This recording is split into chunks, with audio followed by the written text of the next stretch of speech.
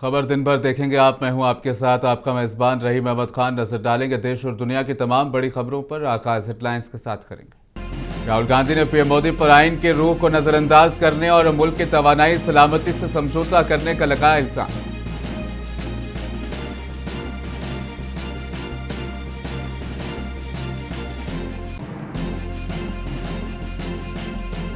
Opposition अरकान parliament ने chief election commissioner Gyanesh Kumar के खिलाफ जमा करा दिए मुआखजे के नोटिस।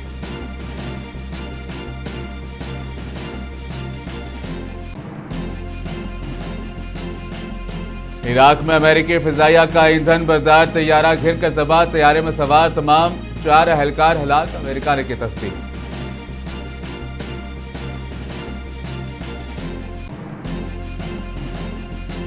यौम कुद्स के मौके पर तेहरान में बड़ा मुजाहिरा। ईरानी सदर, वजीर खारजा समेत आला हुक्काम ने फिलिस्तीनियों से किया इजहार यकजहती।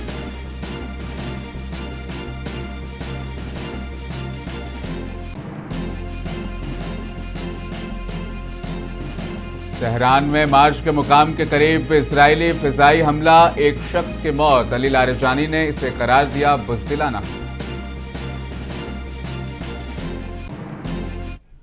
लोकसभा में leader of opposition Rahul Gandhi ने लखनऊ में एक सम्मेलन से खिताब किया। उन्होंने इल्जाम लगाया कि आरएसएस में भी पसमानदा, इंतहाई पसमानदा, दलित और कबायली बिरादरियों की शिरकत नहीं है।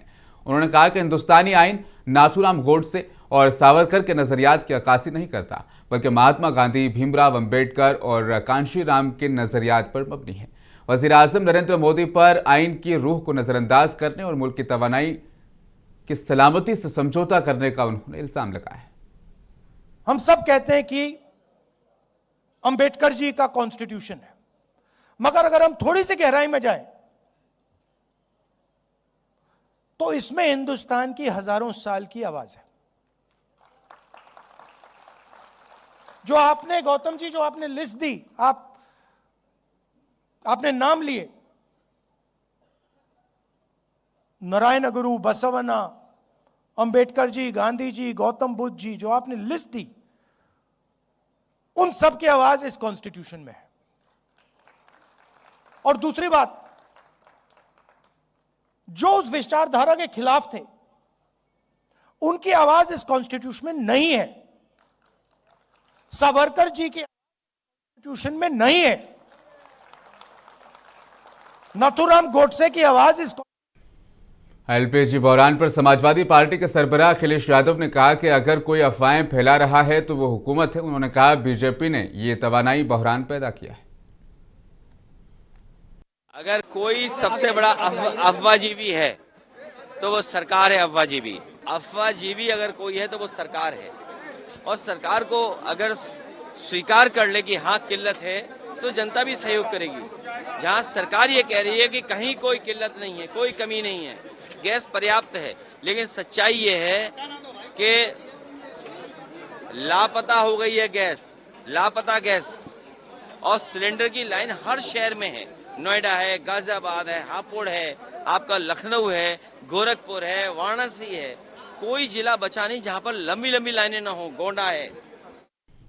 अपोजिशन अरकान पार्लियामेंट ने chief election commissioner Gyanesh Kumar के खिलाफ मुआखजे का नोटिस जमा करा दिया है। लोकसभा से 130 और राज्यसभा से 63 कुल 193 अपोजिशन मेंबरान ने लोकसभा और राज्यसभा दोनों में नोटिस जमा कराई है। मगरबी बंगाल में इंतखाबी फहरिस्तों पर खुसूसी गहरी नजरसानी एसआईआर के अमल में मुबैना बेजाब्तगियों पर chief election commissioner Gyanesh Kumar के मुआखजे का मुतालबा किया गया। यह पहला मौका है जब किसी चीफ इलेक्शन कमिश्नर को पार्लिमानी अमल के जरिए हटाने की कोशिश की जा रही है। एमपीज ने एसआईआर मश्क के इनेकाद में संगीन कोताहियों का इल्जाम लगाया है।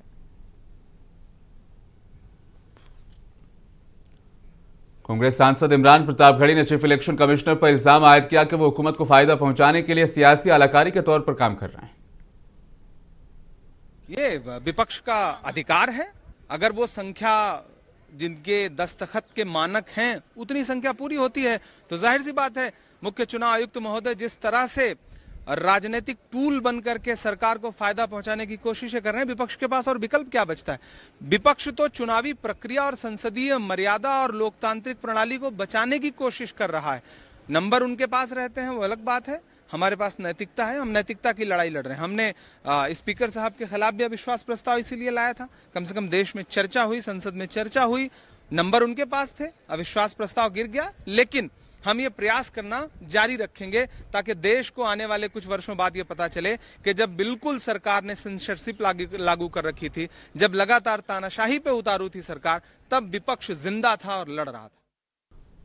वज़ीर-ए-आज़म मोदी ने आसाम के कोकराझार में 4,570 करोड़ रुपए से ज्यादा के तरक्याती प्रोजेक्टों का इफ्तिताह किया और संग बुनियाद रखा, जिसका मकसद इस लैंड में खित्ते में बुनियादी ढांचे और राब्ते और इक्तिसादी तरक्की को फरोग देना। खराब मौसम की वजह से गुवाहाटी से वीडियो कॉन्फ्रेंसिंग के जरिए एक अवामी रैली से खिताब करते हुए पीएम मोदी ने कहा कि मंसूबा तरक्की को तेज करेगा और खित्ते में राब्ते को मजबूत करेगा। साथियों, कोकराझार सहित इस पूरे क्षेत्र ने बीते दशकों में बहुत कुछ सहा था, बहुत कुछ खोया था। हमने वो मुश्किल समय देखा है जब इन पहाड़ियों में बम बंदूक की ही गूंज सुनाई देती थी, लेकिन आज ये तस्वीर बदल रही है।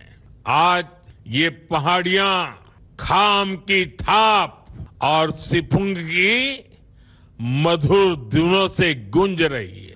आज बोडोलैंड शांति और विकास की राह पर चल पड़ा है।